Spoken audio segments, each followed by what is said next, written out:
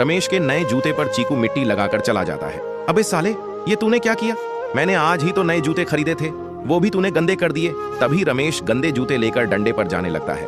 रास्ते में रमेश जानबूझकर चीकू के मोबाइल पर डंडे रखते हुए जाने लगता है। रमेश चीकू का पीछा करते हुए कीचड़ को अपने डंडे की मदद से आसानी से पार कर देता है। इधर रमेश खुद को सलमान खान समझने लगता है। तभी रमेश की नजर चीकू पर पड़ती है। तो ये साला यहाँ बैठा है। रमेश जल्दी से चीकू के पास जाता है। अरे रमेश भाई, देख मेरे मोबाइल की क्या हालत हो गई। आखिर तू सड़ा हुआ मोबाइल चलाता क्यों है? देख, मेरे पास नया आईफोन है। मैंने अपने जूते और चड्डी बेचकर इसे खरीदा है।